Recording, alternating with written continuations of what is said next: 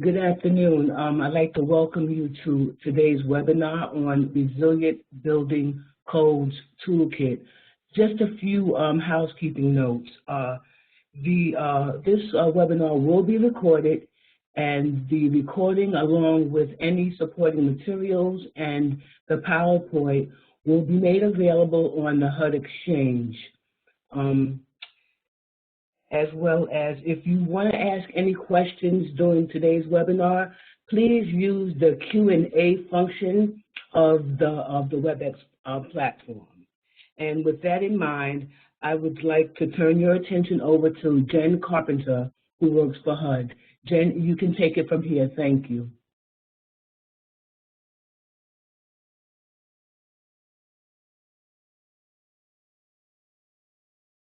All right, there we go. Hopefully everyone can hear me and see me. All right, so welcome everyone. Welcome to the Resilient Building Codes webinar series. The Disaster Recovery and Special Issues Division at HUD is presenting this webinar series and toolkit in partnership with LISC, who is one of our CDBG-DR TA providers that we work with through a cooperative agreement. So we just want to say thank you to LISC and their partners for helping us make this happen.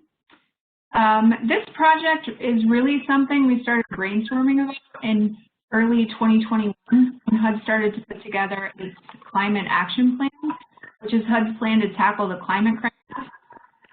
One of the things we articulated in that plan was that we really wanted to help communities develop stronger, more resilient building codes to mitigate against future hazard risks. So we are very excited to actually see it come to fruition, to present this webinar series. We didn't want to just give you a list of building codes and end our work there. We wanted to go even further and really help you as grantees make the case that investing in resilient building codes now save both people and property from future disasters.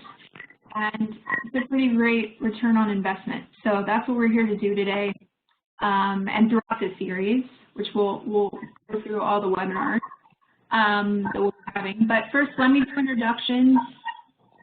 I am Jen Carpenter. I'm the Assistant Director of Policy for the Disaster Recovery and Special Issues Division. I'm joined today by Terry Ware, who's also with Disaster Recovery. He's a CDBG specialist in Denver. And then we're joined by our TA partners, Madeline Cook from LISC and Lisa Churchill from Climate Advisory. All right, I'm going to go through the agenda really quick. Just finished up our welcome. Next, Terry Ware is going to take us through how this really affects the CDBG-DR funding and support. I mean, this is the sort of HUD bread and butter slides, the rules and requirements of the consolidated notice. We want to just make sure we have that for you as a resource so you know which sections in the notice you can point to say, yes, HUD does require resilient and green building codes. And it does require mitigation. And so Terry will be going through those sections from the notice. And then our TA providers are going to talk to us about the highlights of making that business case, the relevance of building codes to local economies, that return on investment I talked about, the business case aspects at the community level, and then the hazard-specific business case considerations. And then finally, they're going to talk about our upcoming webinars. So that's our agenda. I'm going to turn it over to Madeline from LISC to talk about the learning objectives for today's webinar. So thanks. Thanks, Jen. Hello, everyone, and welcome to the first of the webinar series. We wanted to quickly just level set around what the learning objectives here are today. What do we really want to get out of these webinars? We first of all want to make sure that we're developing a common understanding of what building codes are and why they're important. We want to make sure that we're all on the same page in terms of the role resilient building codes play in climate preparedness and community resilience. And resilience is a word that is used a lot these days. And I think we should acknowledge that resilience is asking a lot of communities too, especially communities that are struck by natural disasters often. So we want to make sure that we're not asking communities to be resilient time and time again, but that we're setting up the infrastructure to help them better withstand the disasters so that they don't have to be asked to be resilient time and time again as people, as members of the community. We also want to understand how a non-resilient building stock could negatively impact the local tax base and the economy. Lisa Churchill, who will be presenting today, will talk a lot about insurance in particular and other aspects of how resilient building codes can really help on some of those aspects. And then we just generally want to be more familiar around the building the business case for climate resilient building codes. So with that, we wanted to jump into some polls that we'll have you participate in just to get us all together on the same page. We really want to know who's in the room today. We've got a diverse crowd looking at the registration. So this first poll that we've opened up, you'll see there on the right of your screen, is letting us know who you are. Who are you there out there in the room? So if you can participate in that poll, Jessica Boykin will keep that open. And Jess, are you seeing the responses come in? Yes, I am. Great. I don't think we need to leave it open for the full 2 minutes, but let's give it a couple of more seconds here so that we give a chance for everyone to respond. Okay. We close it at the 1 minute mark would be great. Got you. Closing it now. Thanks. So Jessica's going to share the results so that we can all see who we're speaking with today. Just waiting for the system. Thanks, Jess. Okay.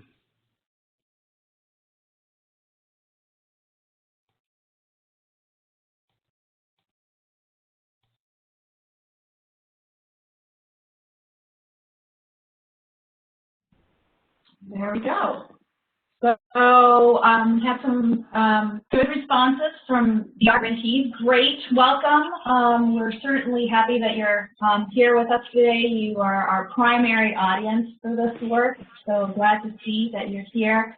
Other colleagues in the public sector as well, very well represented. Municipal employees, great that you're here too, because this pertains to you and your colleagues in the building department. And then we have a smattering of other folks in the audience as well. So thanks for that, Jess. Can we move on to the next poll, please? Okay. Thanks.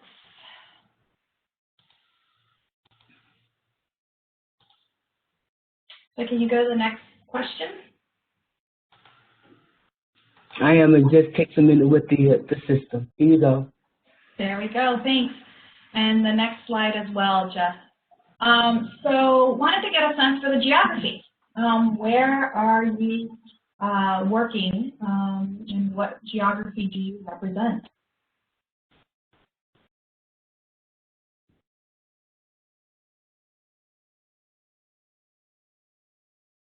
We'll give it a few more, 30 more seconds or so. And I noticed that we have quite a few people on the webinar today. If you can participate in the poll, just a quick click there would be great.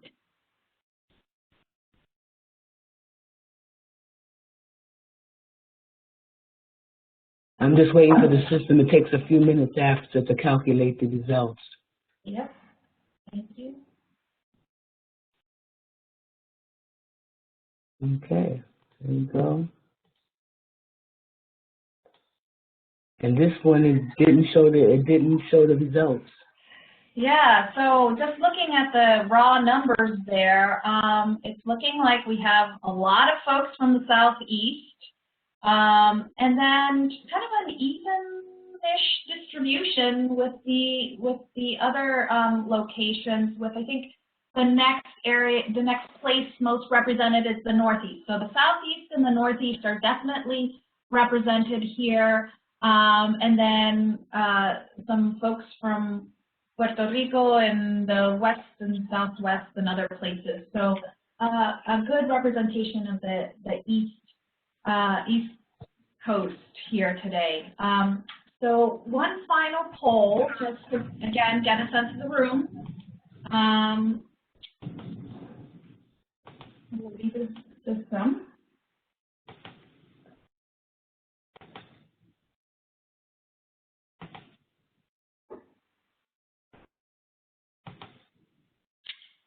So how many of you are and Jessica, yeah, thank you, a current or past participant of CDBG-DR, CDBG-MIT grants, MIT grants, mitigation grants, are pursuing CDBG-DR and or CDBG-MIT grants, or 3, have experienced an extreme weather event in the last 5 years.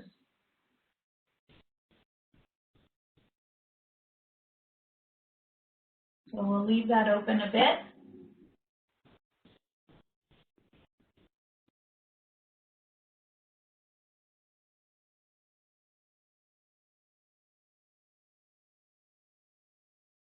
And this is really helpful to know so that as we're going through the webinar and as we're thinking about the webinars going forward, that, you know, we're getting a sense of who is showing up to these webinars and how we can at least try to customize some of the comments and the experience for you.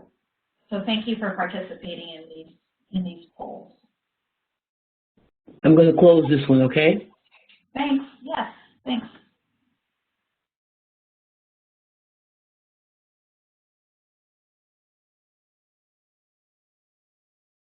I feel like we should have some Jeopardy music.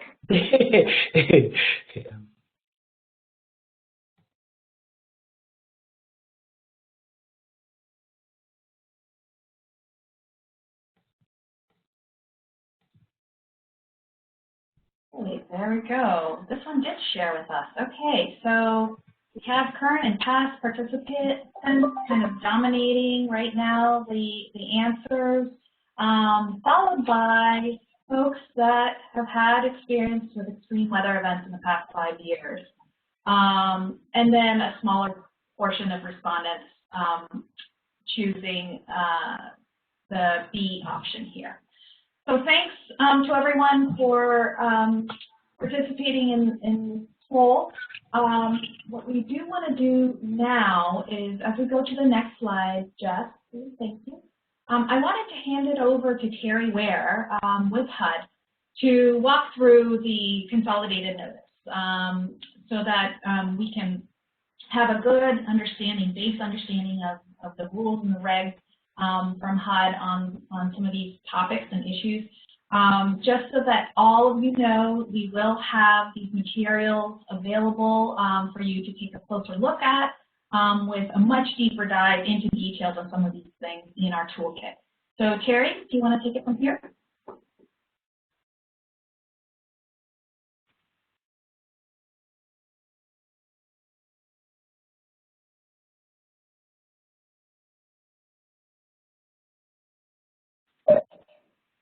Terry, I think you're still on mute and your camera's not on yet.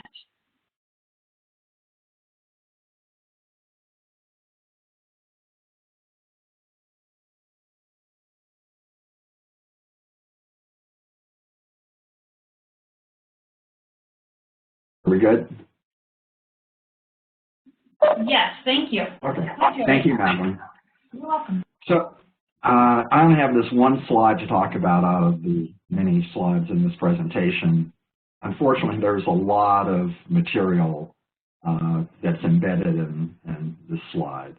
As Madeline talked about, the consolidated notice is Appendix B of the allocation announcement that dated February 8th, 2022.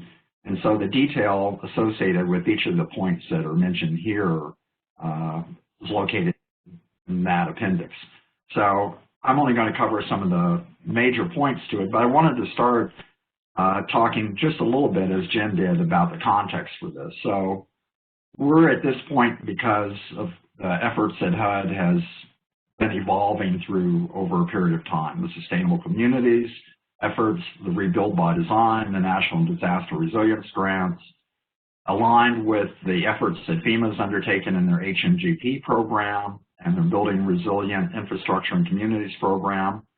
And all of these efforts are really a response to recognition of climate change, particularly the issue of repetitive losses and its impact on the NFIP program.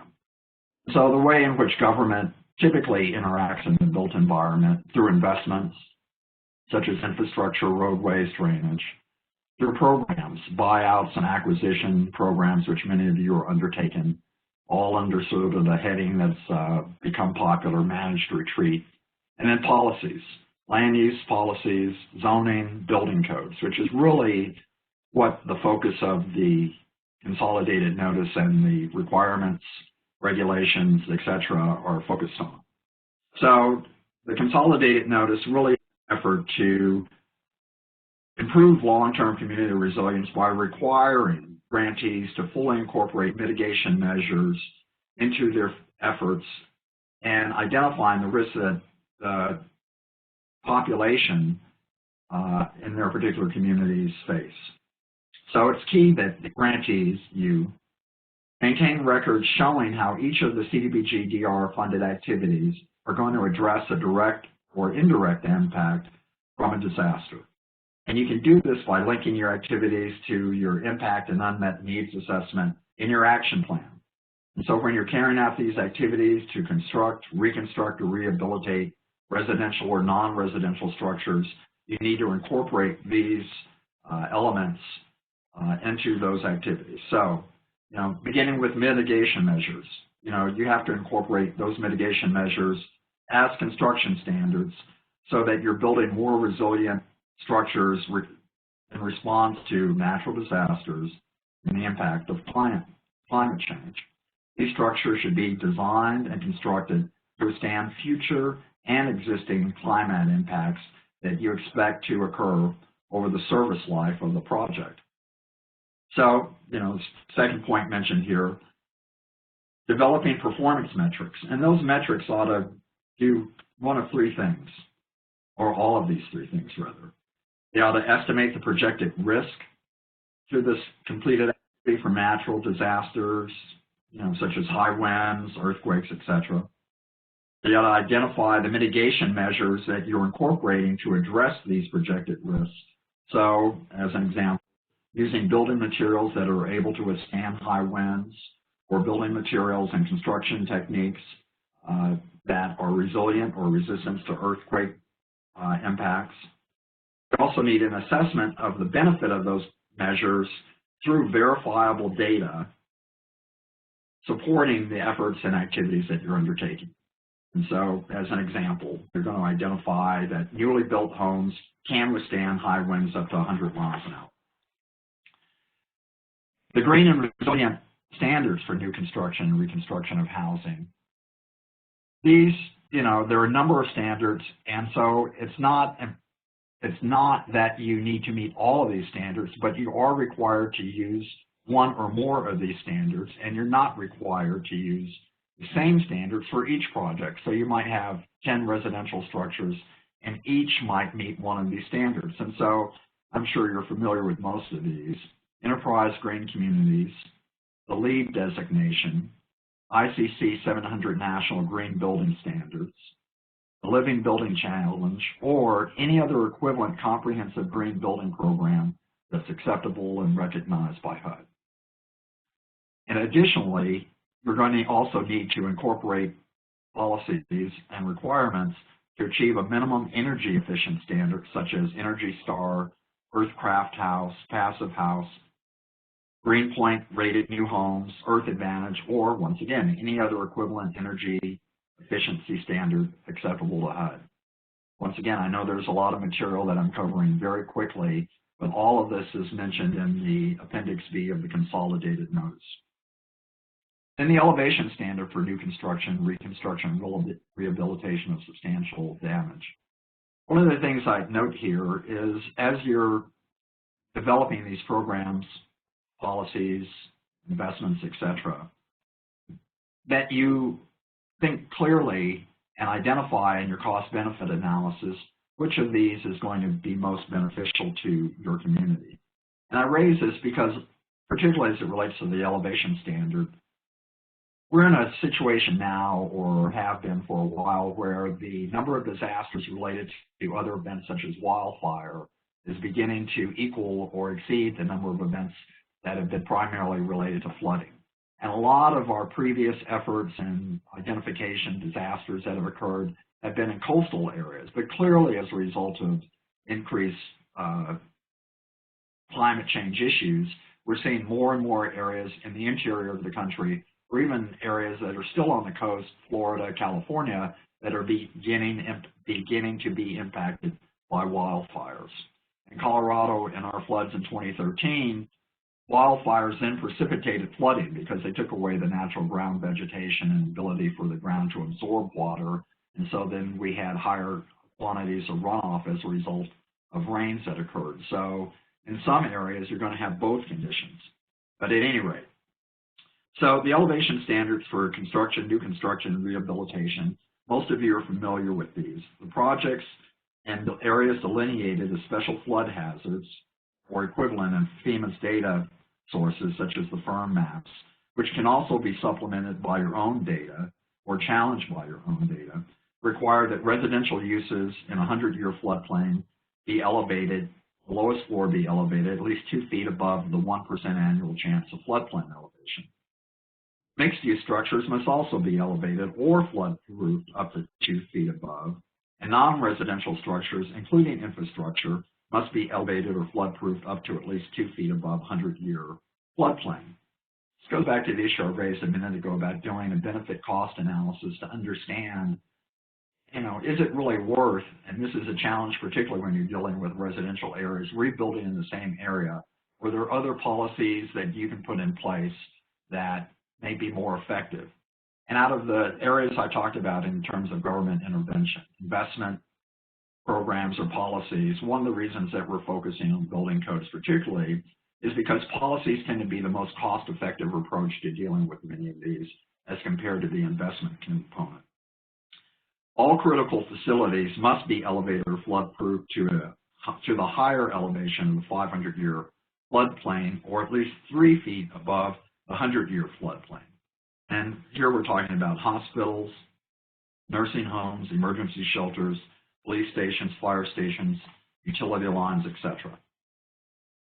Then this one of the last points, resilience planning and action plan for disaster recovery, waiver, and alternatives.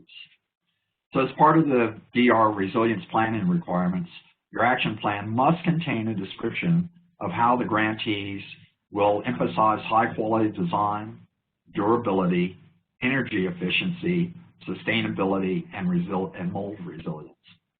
In Colorado, we had recent fires associated with the Marshall Fire, and it's been a political challenge here because of the desire for people and communities to want to get back to normal as quickly as possible.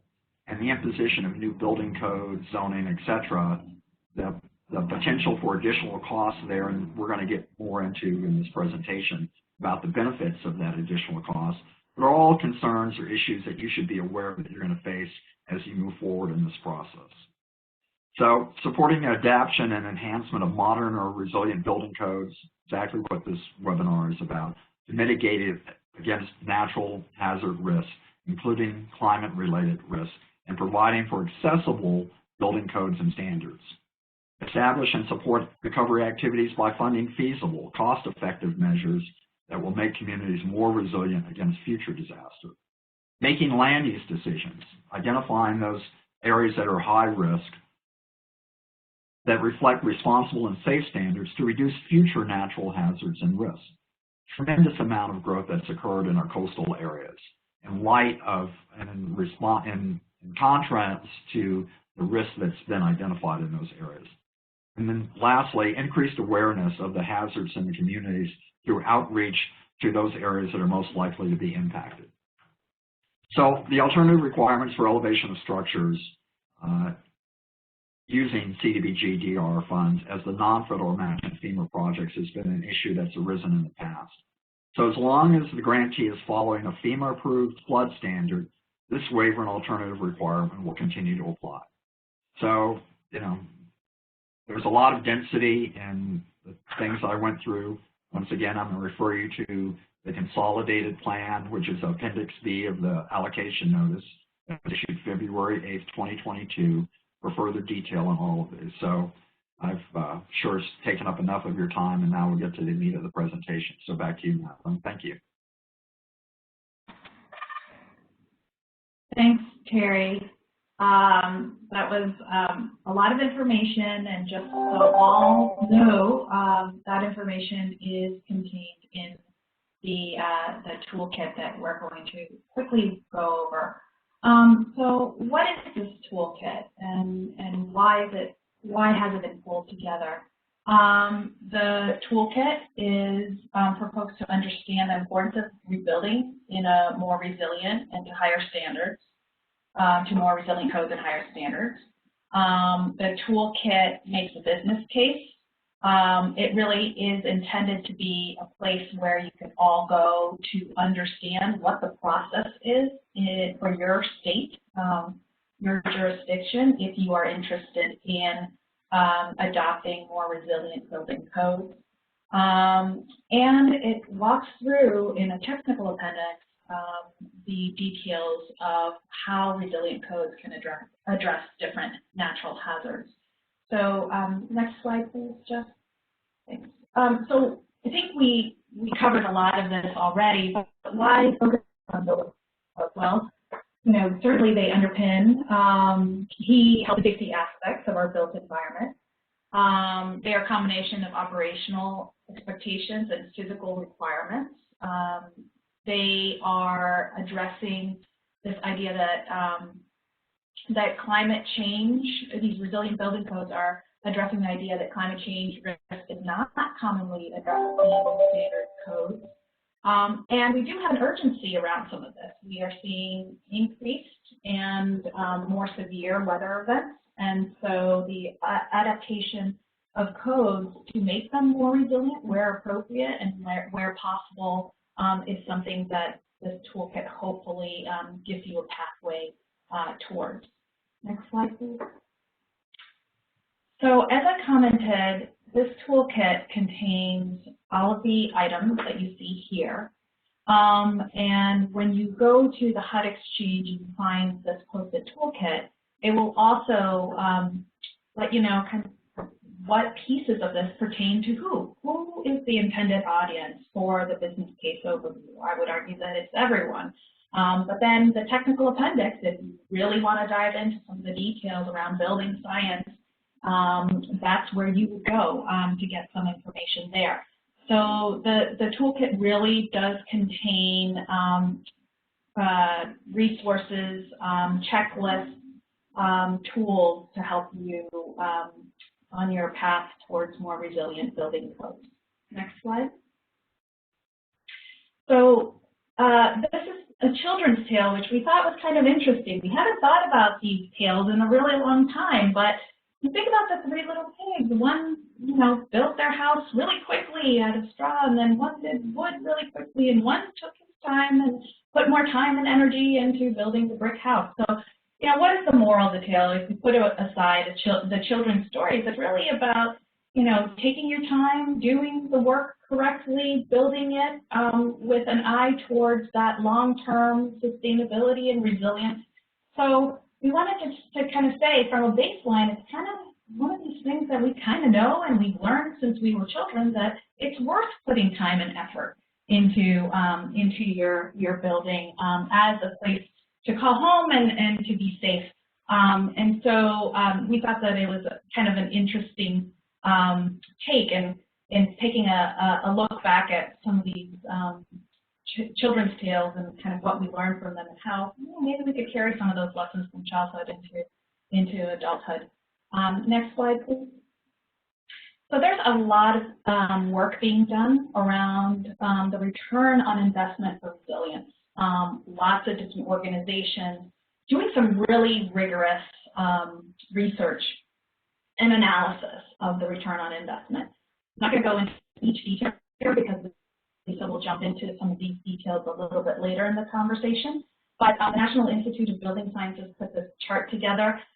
We have put together a Making the Business Case document. It's just a brief 4-pager with some of these charts, and it explains kind of how to look at these charts and what to get out of them. So I encourage you to take a look at that. That business case document is already posted on the Hub Exchange if you'd like to take a look. Next slide, please. Similarly, another study here from FEMA that looks into that return on investment. And I think this chart kind of tells you what you would be interested in knowing out of a chart like this. You know, what is the money saved by making those structures more resilient? Next slide, please. Likewise, from the FEMA study and the NIDF study, you could take a look at the building codes and how they generate big benefits at low cost. So taking a look at the average home construction, taking a look at what that incremental costs to kind of bring it up to a more safe, resilient standard, and then the losses avoided. So again, a lot more detail, a lot more narrative, and a lot more explanation around all of this is available to you in that toolkit. So encourage all to take a closer look. Next slide, please.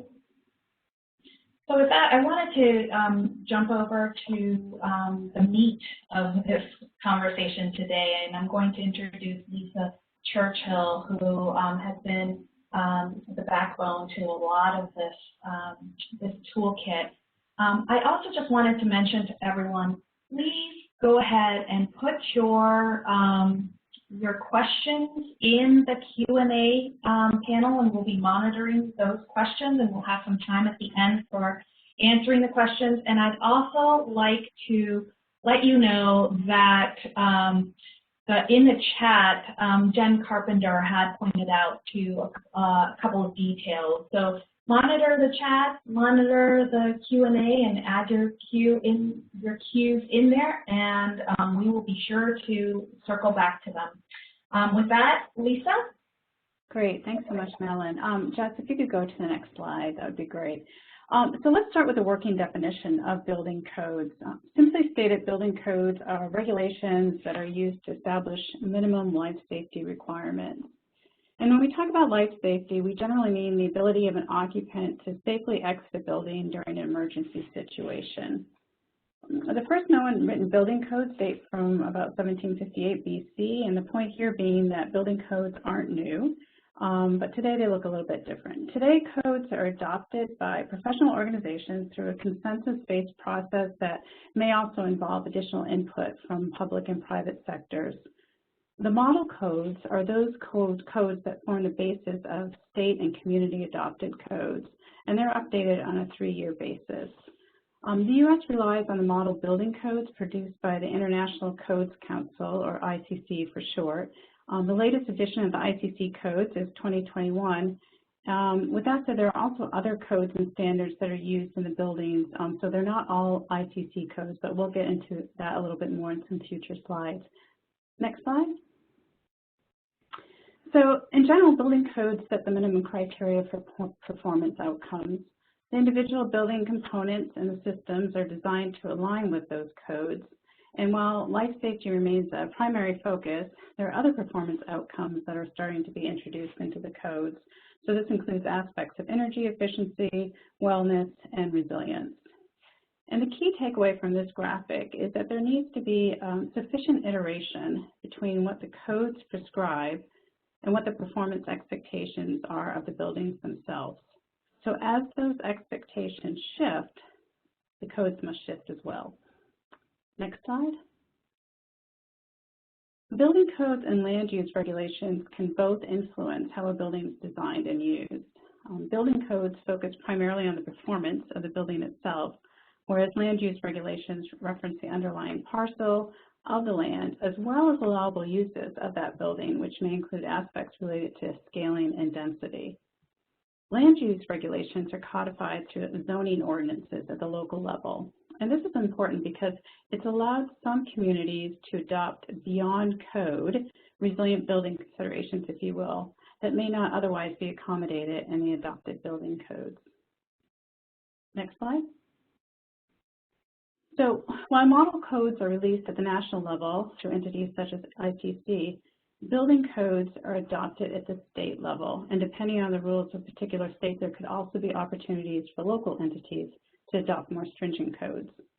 So we'll be taking a deep dive into the governance of building codes in webinar 3, but for this webinar, we wanted to include this graphic to emphasize 3 key facts. 1, building codes are governed at the state level. 2, building codes are not necessarily mandated within each state. And 3, even when they are mandated, those mandates might apply to particular types of buildings only.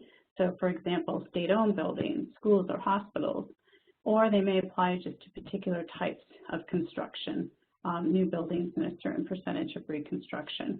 So there's a lot of variation with building codes in terms of what's adopted not only at the state level, the local level, and then what's mandated for each of those venues. And again, that's why we'll have a whole section on this in the 3rd webinar. Next slide. And just to add a bit more complexity, the building code considerations are just one piece of the larger code ecosystem. There are other codes and standards that can be incorporated by reference. Likewise, any of the codes and standards can be modified and amended, and there's no national standard that requires that each state adopt the newest edition of any of these codes.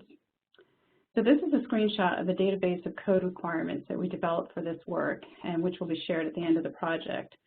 The key thing to note here is that there's variation not only in the types of building systems that are considered, but the fact that the years, the reference codes, and the standards are all very individualized to a state's needs and are being revised regularly. So for example, the data pictured here was the most up-to-date as of February 2022. Parts of it will likely be out of date by the end of the year. So it's a very complex ecosystem to walk through. Next slide. Okay, so that was a very brief introduction to what building codes are and are not, all of which will receive a more thorough treatment in subsequent webinars. We'll talk about that a little bit more at the end. But for the remainder of this presentation, we're going to shift our focus to the relevance of building codes for local economies.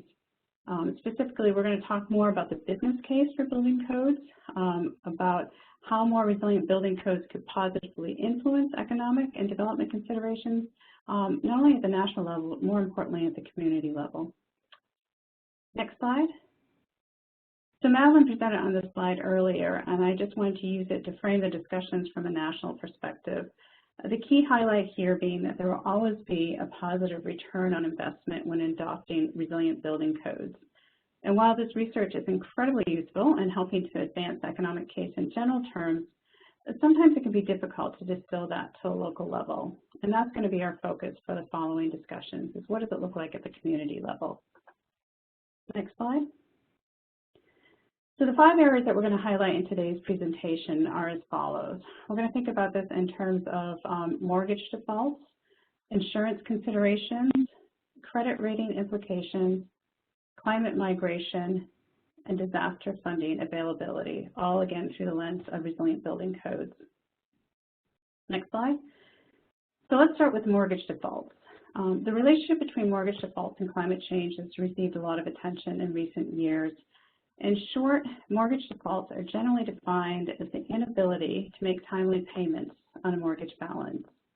If someone's not made a payment within 60 and 90 days, that's usually considered as being in default.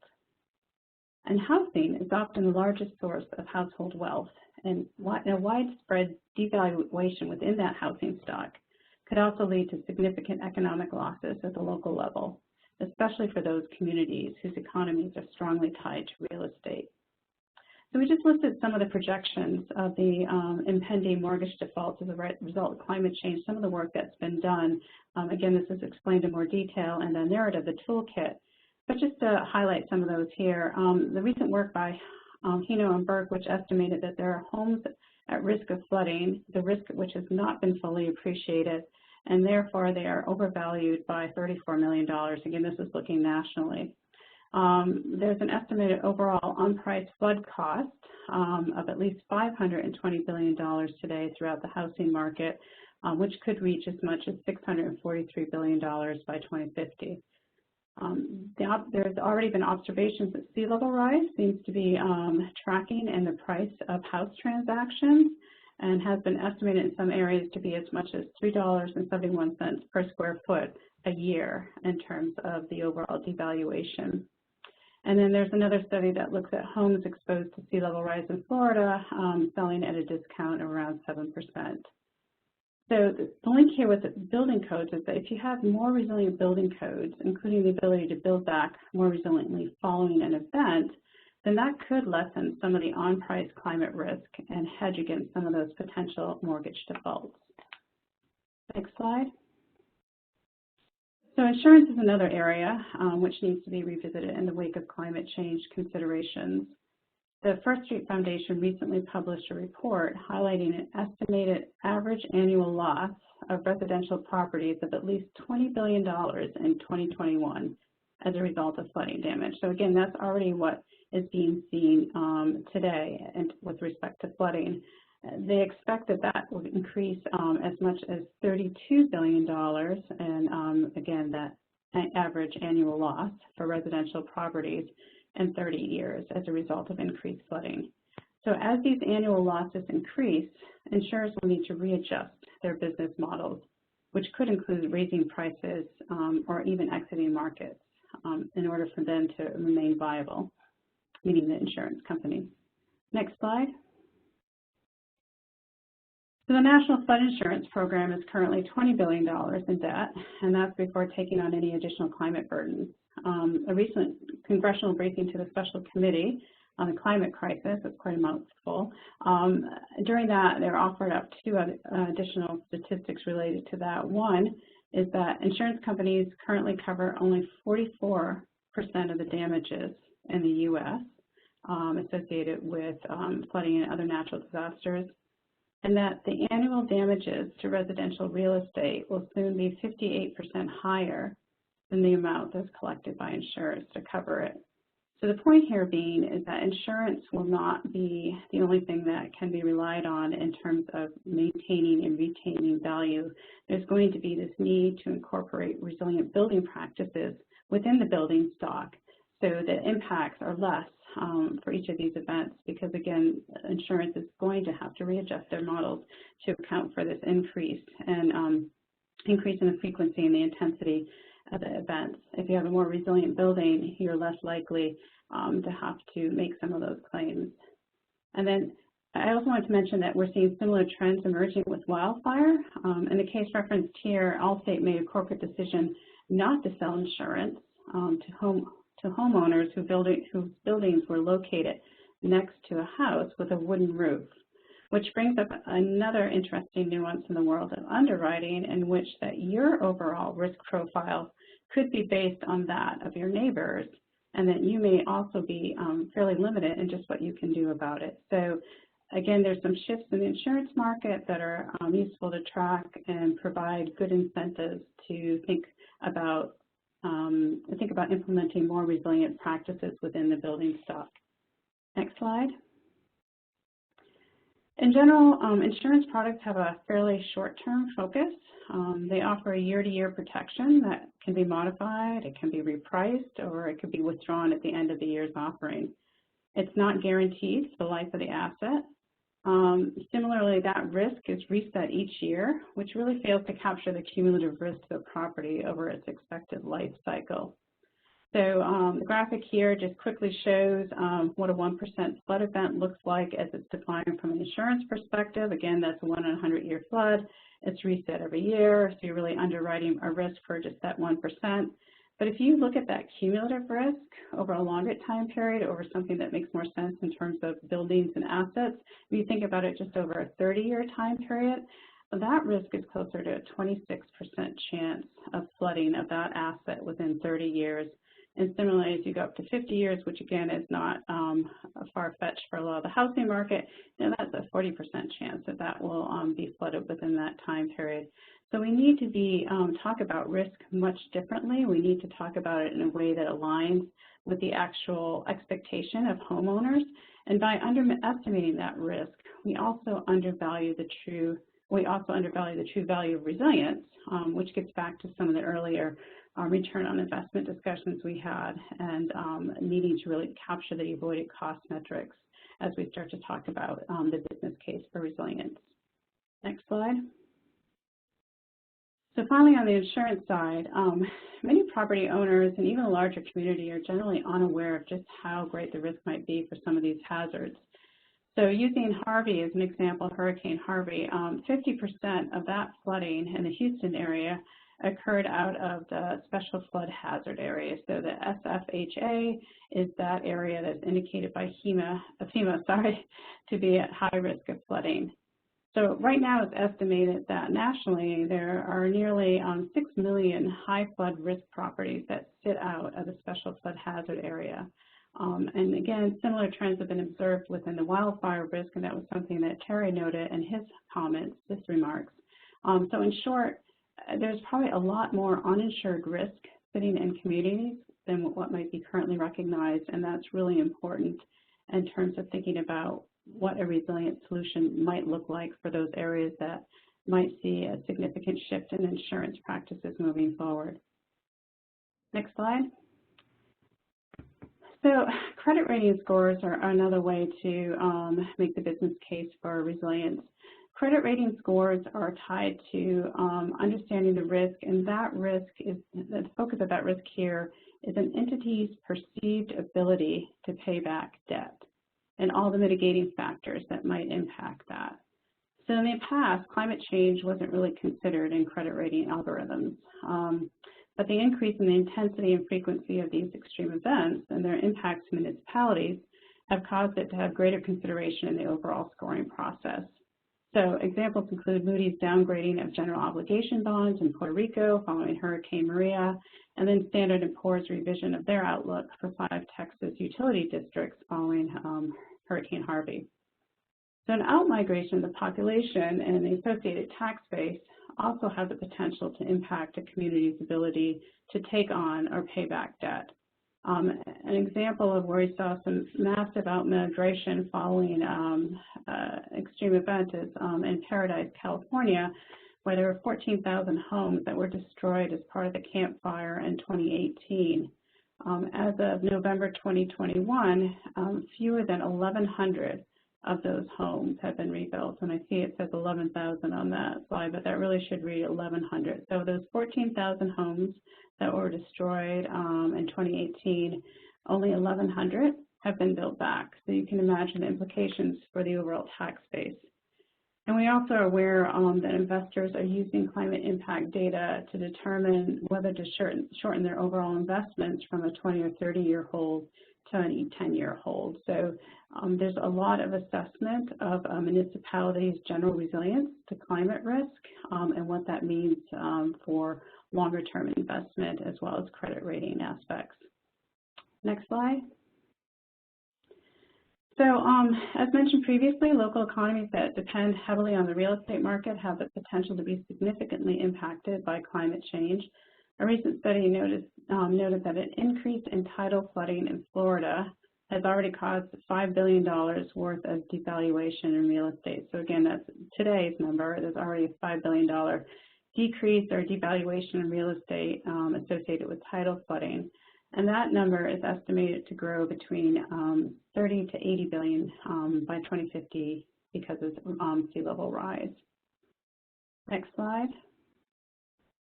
And as local conditions become more untenable, people are going to be forced to leave, and we already see some of that happening in different parts of the country.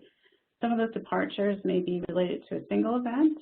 Others may occur more slowly in response to a variety of stressors.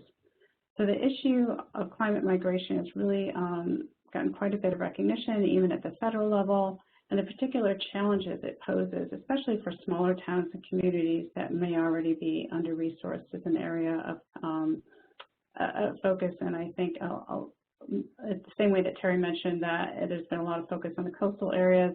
We're seeing a lot of events happen in inland small municipalities, and I think likewise climate migration is another one of those issues that's getting more attention in terms of where it might be impacting these smaller towns. Next slide. So just sort of to close out that thought, there's been some really interesting recent work by Headwater Economics that looks at the overall rural capacity. It's a rural capacity index, which basically highlights which areas in the country are most prone to outmigration based on a lack of capacity. That's a lack of capacity both in terms of technical capacity, resourcing, people resource, and overall funding. So it's a really useful resource, this index, in identifying not only the areas that should perhaps be prioritized for climate support, but also those areas that may be prioritized for technical support as well as funding moving forward. Next slide. As I mentioned, developers and investors are actively tracking just how prepared cities and towns are for climate change. So a recent report that came out from the Urban Land Institute proposed a suite of indicators that could be used by investors to assess that level of preparedness, many of which have direct application to the resilience of the overall building stock. So the work focused primarily on predicting areas prone to climate migration risk, as well as how those indicators could inform financial investment decisions. And then bringing it back to resilient building codes, the overall resilience of those buildings, both structurally and then their connection to the underpinning infrastructure, is one of the key indicators that investors, that has been suggested that investors can use to kind of gauge the overall resilience of that community and how it might influence their investment decisions, both short-term and long-term, moving forward. Next slide. And finally, there is reason to expect that as the frequency and intensity of disasters increase due to climate change, the traditional disaster funding mechanisms as they currently are will probably be inadequate to address that need. So the availability of disaster funding can have a considerable effect on the ability of a community to recover from a disaster, and again, especially with those smaller communities that are under-resourced with minimal resources.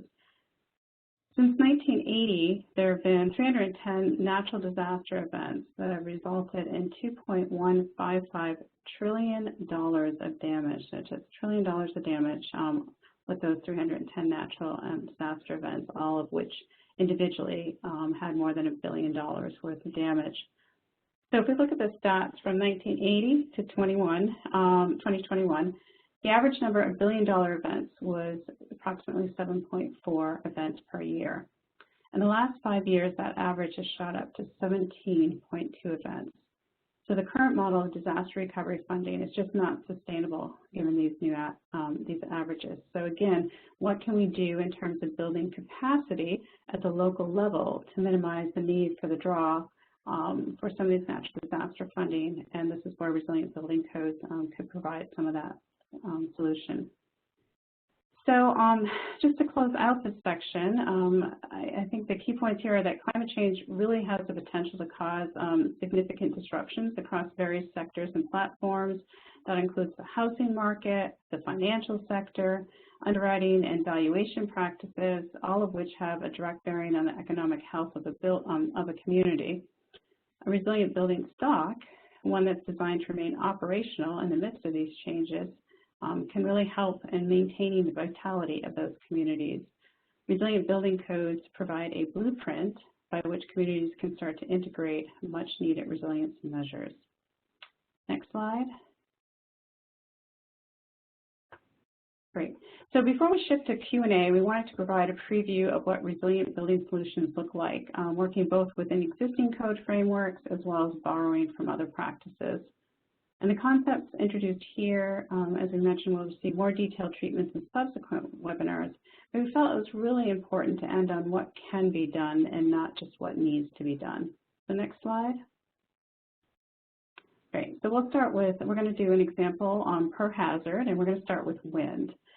So there are times when owners may wish to design beyond adopted building codes. In cases such as these, there may be the opportunity to leverage voluntary standards which provide additional resilience measures. The Fortified wind standard is one example of these voluntary codes, and it's had a fairly strong history of success in hurricane-prone areas in the U.S. The example illustrated here is from Alabama, where 16,000 fortified roofs withstood the winds of Hurricane Sally, which is a Category 2 storm. So 16,000 roofs, fortified roofs, were able to withstand those hurricane-force winds. And that was important not only from a physical damage perspective, but it also allowed people to stay in their homes during or immediately after the event. And it minimized any potential disruption, including temporary displacement that may have occurred with a damaged roof. So resilience is more than just the physical impacts, right? It's actually maintaining as close as possible the quality of life, the ability to carry on day-to-day functions and operations. And so when we talk about resilient buildings, it should really be with that ideal and case in mind. Next slide. So with respect to coastal flooding, elevated structures have been successful in withstanding both storm surge and associated wave action. The structures pictured here all survived Hurricane Michael in Florida, including some that were built to a higher standard than what the current FEMA mapping may have indicated at that point. And in some cases, went beyond what was necessarily required by the adopted building code, which is, again, often informed by the current FEMA mapping. So the owners, at least two of the owners in these pictures, took extra precautions. They actually were in what was supposed to be a 1 in 500 year event horizon. They decided to design their houses assuming a 1 in 100 year event, and by taking those extra precautions, they were actually able to avoid some of the damage that would have happened had they built closer to the ground. So again, this is sort of thinking beyond code, but it also gives us an endpoint of what resilient building codes could look like and the ability to adopt more progressive codes moving forward too, as you can see in this case, to allow for some of the shifting risks that we're going to see with climate change. Next slide. Inland flooding, we see similar trends. Areas that were once considered low risk have seen significant and recurrent flooding in recent years. So using Harvey and Houston as an example again, following Harvey, Houston approved new building codes that would require homes in the 500-year floodplain to be built 2 feet above the base flood level. This is an elevation that was already required for buildings in the 100-year floodplain. So it's sort of similar to the examples we saw before, but in this case, Houston regulated it. And it was estimated, going back and looking at that, is if those homes that were flooded during Harvey had been built to this new standard, it's estimated that 84% of the properties that were impacted would not have flooded had they been built to the new standards that were adopted after Harvey. Next slide. So there's significant efforts on the wildfire front as well to increase resilience during these events. If you look closely at this photo, you'll see that the house was totally surrounded by fire at one point, leaving behind burnt stumps and remnants of trees. However, the house itself survived, and that is due to the fact that it was built with concrete siding, a cement porch, a metal roof with no gutters or air vents. Nearby vegetation, which is a potential fuel source, was also removed from the area directly to the home prior to the fire. And where there can be some hesitancy about increased costs associated with building more resiliently, a recent study showed that the upfront capital cost associated with building a wildfire resilient home could actually cost less than building a more conventional design. Again, things that we'll discuss more in subsequent webinars. Next slide. Great. And as a final example, we'll highlight some of the considerations with extreme temperatures. So extreme temperatures can impact the building stock in different ways. The level of insulation, the ability to ventilate, the capacity and sizing of heating and cooling units, even the color of the roof and location relative to adjacent buildings and or vegetation can all affect a building's performance. National climate maps based on historic averages are currently used to determine how the building should be designed. including the supporting electrical and mechanical systems for these heating and cooling loads.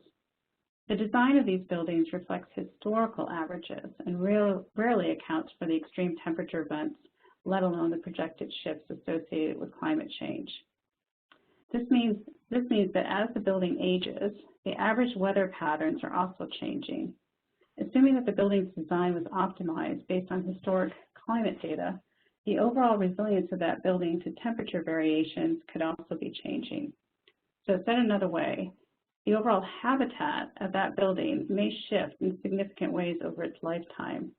More proactive building codes can take these shifts into account and help us ensure a more resilient building stock in the midst of climate change.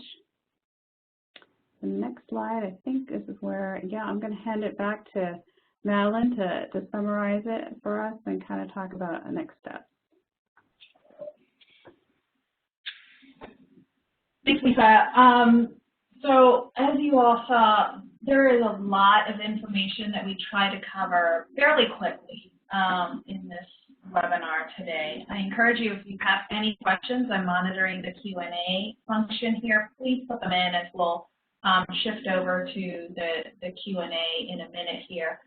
But really what we are trying to drive home in today's webinar, and we will follow up with more information in subsequent webinars, is that climate change and extreme weather is already happening. Our communities are feeling the impact, both economically and financially. We want to make sure that by addressing the building stock and making that building stock more resilient through things like adopting more resilient codes, we're really creating a safe haven for communities and decreasing the disruptions to those communities that Lisa so aptly put a few minutes ago. And that building codes provide both a technical and a regulatory solution to really promote community resilience,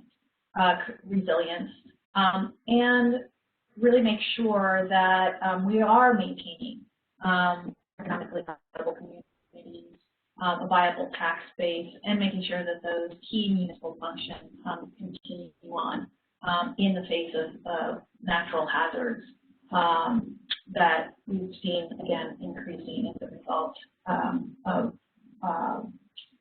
more disruptive weather events. So with that, I wanted to turn it over to the Q&A and see what we have here. If you have any questions, please put them in the Q&A and we'll start addressing them for the next several minutes here. So we have a question from Orlando Velez. Hola, Orlando. Hi, Orlando, good to see you. While upfront capital costs are higher than subsequent costs, access to the capital for low and moderate income populations may be limited. Future webinars address how LMI populations can access the additional capital for resilient costs in construction. And yes, we will dive into those issues for sure. The guide will also talk about LMI and affordable housing, but not exclusively, so it will be an element of future discussion. So thank you for bringing that up, Orlando. I don't know if any of our HUD participants want to add anything else to that.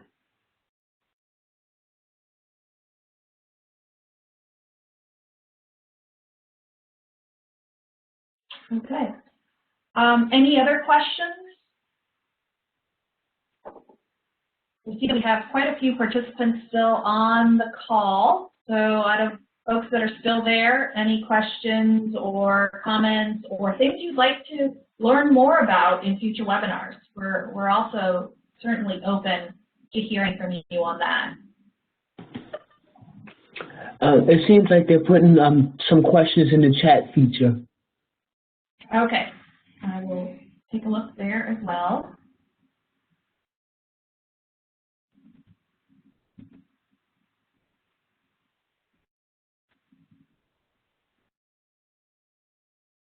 I don't see any additional ones. Maybe it's my permissions. So, Jess, are there any additional questions in the chat?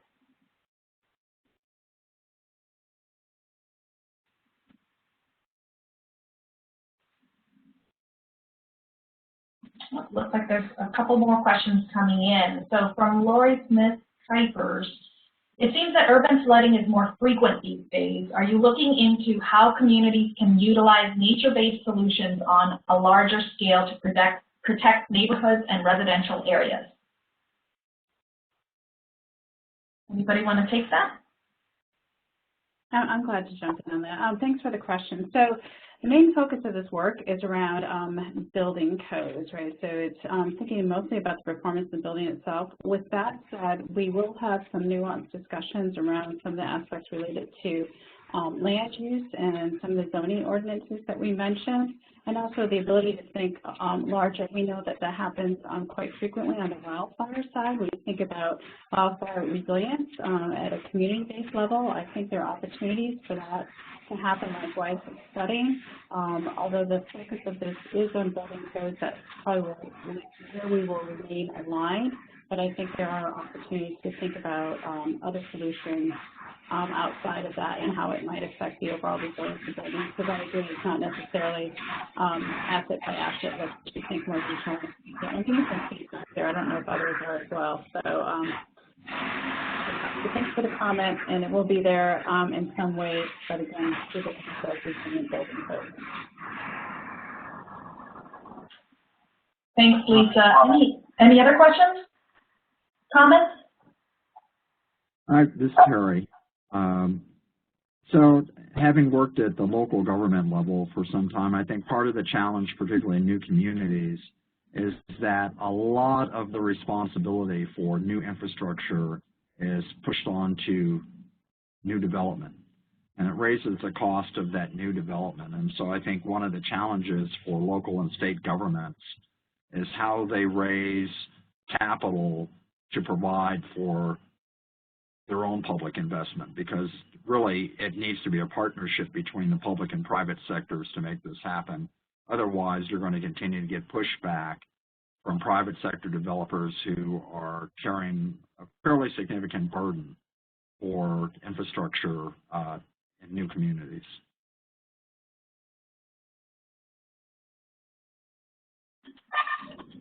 Thanks, Terry. We do have another question that came in for folks on the panel here. Are you focusing on just single-family dwellings or also including modular and manufactured housing?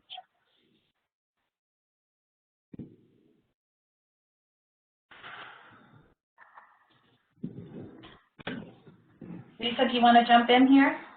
Yeah, sure. So I think that the focus of this is broadly on building codes, and there are all types of building types that fall within that. There is more of a focus on residential, both single family as well as multifamily. We aren't doing such a deep dive on some of the supporting infrastructure. I'm sorry, I don't have the background notes because I'm really not moving. We're not, for example, won't go too deeply into schools and hospitals and other venues such as that. And I think it's the building codes, and I think it's the housing aspect. So where there is overlap there, we will look at a variety of building types from a building code standard. And it's useful to hear back from folks, too, where those interests may lie, and we can make sure to highlight those in upcoming webinars.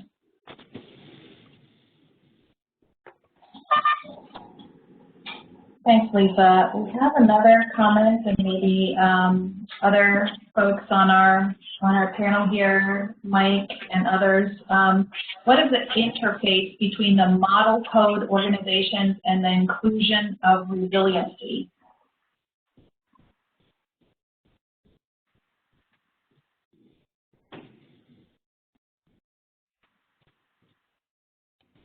Anyone else? New voices to this?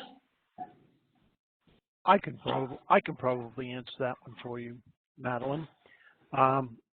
Basically, the model codes can include resiliency when suggestions are made to the model code agencies, basically proposals, to include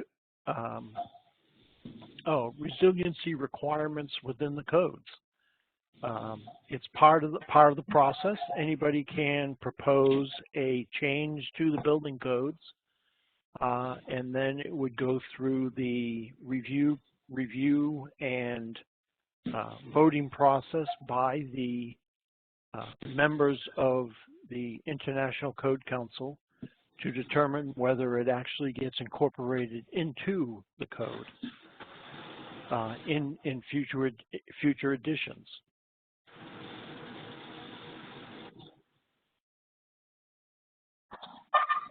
Thanks, Mike. Madeline, I just might add just a couple things onto Mike's explanation, and that is, one, to give credit to the ICC for having reached out and pulled together as a good summary report that looks at the existing resilience standards that are currently within its code, and so that's a good reference to something that we've referenced and to the table in our work here. And the other part is, the other piece is the ICC is having discussions at an international level to really do a deeper dive on resilience and extreme weather events and how that translates to buildings, how you define resilience of a building, and then what that means for code implications. So that was work that recently kicked off at the end of last year. There are active discussions going on that front. And then thirdly, I will say that there are some other group discussions happening, which ICC is part of, and others as well, AIA, NOAA, University of Maryland, where they are looking to, ASC is part of that too, looking to incorporate climate change more proactively into some of the codes and standards. So I think Mike was right on in terms of like procedurally, this is what it needs to happen. I think they are hearing from more people, and there is a push to maybe get it a little bit more standardized than there may have been in the past. So there's a lot coming out on that front. Madeline, I have a question sent to me privately.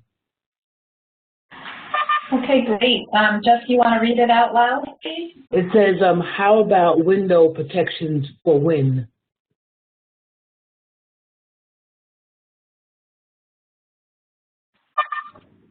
So Lisa, do you want to talk about the Fortified? Yeah, I think actually I might start to introduce the answer and then hand it off to Mike. So I was going to approach it slightly differently. So yes, there are Fortified standards, but I was going to mention that we have a very detailed technical appendix that looks hazard by hazard at what the existing building code requirements are for these types of impacts, as well as what some of the best practices are. So that's something, and I think it's webinar number 2, that we'll be doing a deeper dive into particular building code requirements for each of these standards, what's in there and what best practice looks like. And I don't know, Mike, if you want to comment more specifically on wind and windows at this point. There are requirements in the codes for protection for windows, and in some instances, it's to provide actually solid protection, such as plywood that can go over the windows, that are basically prepared in advance to fit over the windows, and they're kept on the properties.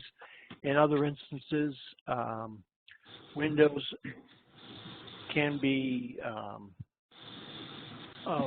tested to be resistant to flying debris, that and those can be required in high wind areas. The state of Florida has, portions of the state of Florida have adopted even more stringent requirements, and they are, in fact, many municipalities that are looking into increasing the resiliency are looking at the requirements coming out of Florida with regard to high wind, due to their significant experience with high wind disasters down there. So there are requirements in there, and I believe there are more requirements coming with regard to that. Thanks, Mike. I hope that answered the question that we had there. We have another question that came in. Is there any push to get Congress to require insurance companies to cover more of the full cost of disaster-damaged homes? One of the slides indicates only 44% compensation. Doesn't this indicate federal regulation of insurance markets is falling down? Lisa, I think that's your area of expertise. All right, so I'll answer from my perspective, but then I also wonder if HUD wants to jump in from a governmental perspective. So like building codes, insurance is governed on a state-by-state basis. And so it's really, it's very similar to building codes. It's really up to the states to determine what adequate coverage looks like.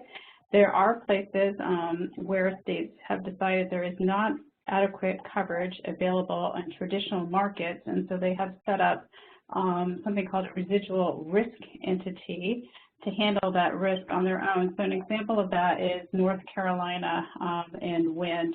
So North Carolina did not get the type of insurance coverage it was hoping from the traditional insurance market with respect to wind.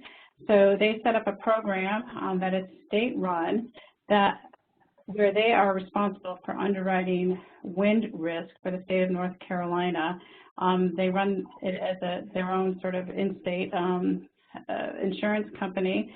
The insurers that participate in the other markets within North Carolina are obligated to pay a certain amount to North Carolina for covering this particular hazard. And that's actually had quite a bit of success in terms of how it operates. They reinsure themselves, so they every year either take on additional cat bonds or reinsurance products to make sure if there were events that if they were hit, they would be able to pay out. They also do things a little bit more proactively because they have that flexibility, and an example of that is that they have a grant program to incentivize that the people they cover actually adopt fortified wind roofs, and to the point of rebuilding not only after disaster, but providing some funding if you wanted to rebuild your roof pre-disaster. And so there's been good uptake on that, and the benefit-cost ratio made a lot of sense for the entity to do that. The overall savings in terms of insurance claims made it an easy business case. So long story short, yes, there definitely is an insurance gap. There are creative ways to solve for it. I offered North Carolina as one example. We see other similar examples for other hazards in other states. And I think the question about a federal program, it gets a little tricky on that front. And I guess without getting into too much detail, I'll ask the HUD colleagues if they want to comment on that at all about a federal perspective on insurance.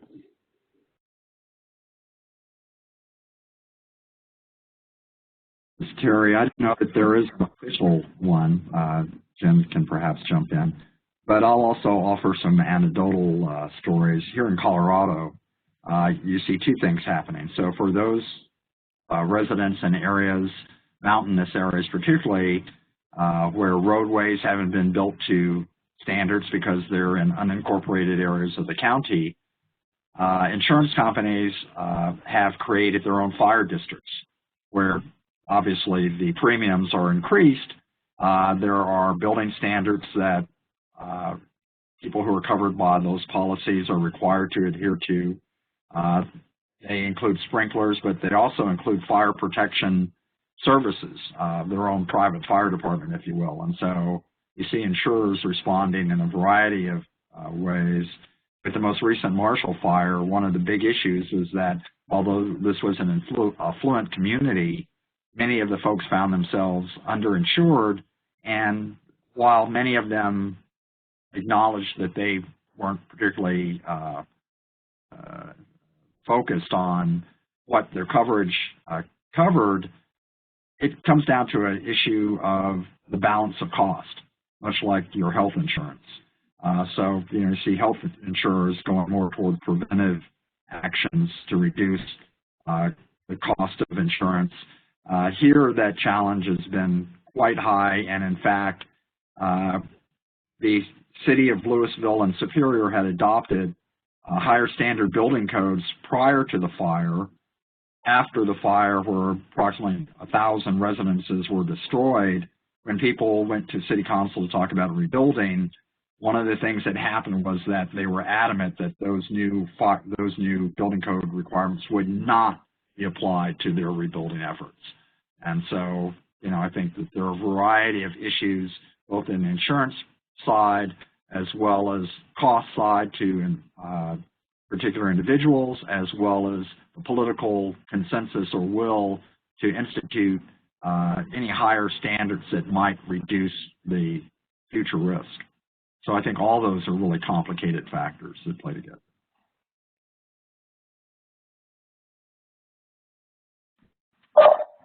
Thanks, Terry. We do have another question that came in that I think is probably appropriate for Jen Carpenter. Is HUD considering requiring compliance with enhanced standards when deploying CDBG-DR or MIT programs, notwithstanding local codes? Why not start at the top instead of the local level? Hi, this is Jen. Yeah, we are definitely doing that.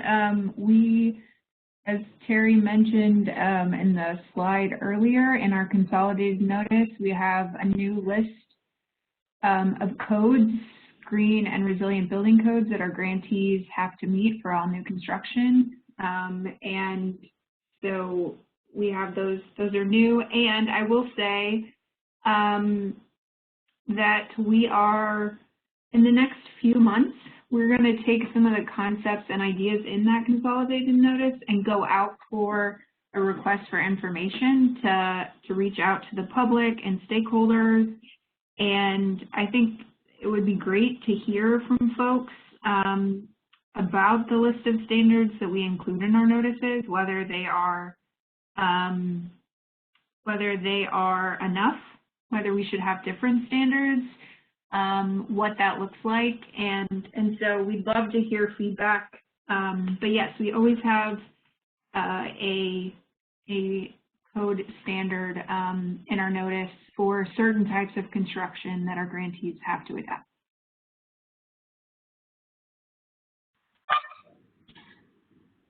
Thanks, Jen. Seeing no additional questions.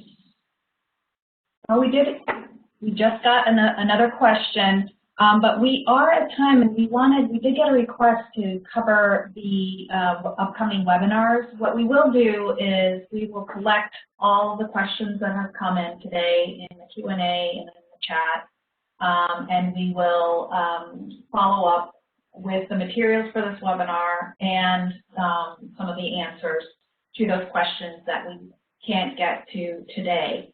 So keep those questions coming here as we're talking and wrapping up, and we will document and answer them and follow up. So with that, I wanted to go to the next slide, please. So we will have 2 more webinars in this series. The next webinar is called A Practitioner's Guide. We really want to dive into some of the topics that we started to get into a little bit today. As Lisa mentioned, we're going to dive deeper into current building code requirements for each hazard, which sounds like there might be some interest out there for that.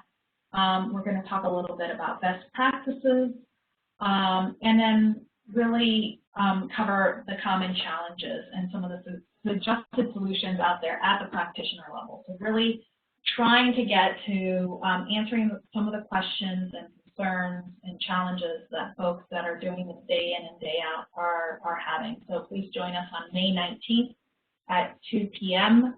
For that second webinar. In addition, we will have the third webinar, Action at the Community Level, on May 26th at 2 p.m. Again, we will take deeper dives in a lot of these topics, including what role you can play at the local level to address resilient building codes. And we will help you navigate through the code governance at the national, state, and local level We know that sometimes, especially if you haven't been exposed to some of these different codes that are out there, navigating them can be a challenge, so we want to make sure that we're clarifying the pathways for you to adopt more resilient building codes. Going to talk a little bit more about how communities can enhance resilience within their building codes and exactly how to do that. Again, steps and really a practical implementation focus in that last webinar. Action is the key to that webinar, as you can see in the title. So with that, I want to thank all of the participants today, taking the time. We know how busy everyone is, how much is going on in all of our communities. And so thank you for taking the time today. I also want to thank our experts, Lisa, Churchill in particular, for walking us through making the building case and really highlighting some of the more pertinent aspects to how you could get out there and make the case for more resilient building codes. So thank you, Lisa, and thank you to all of our HUD colleagues for being on today and guiding the work. And to all of the folks that are out there that we've talked to through the course of developing this toolkit, we look forward to working with you, continuing to work with you. So with that, with the next slide, please, Jess, we want to make sure that if you have any additional questions beyond today's Q&A or chat, there is an email address that you can connect with the DRSI policy unit. So this is the email address to use if you'd like to connect with them on that. Again, the Disaster Recovery Special Issues Policy Unit at HUD. So I will do one final check with the presenters. Any last words before we adjourn the webinar today? Well, good. Thank you, everyone. Okay, great. Well, thank you all so much, and enjoy the rest of your day, and we look forward to seeing you in the next couple of webinars. Thank you, Jess, for navigating the platform. Okay, have a nice day, everyone.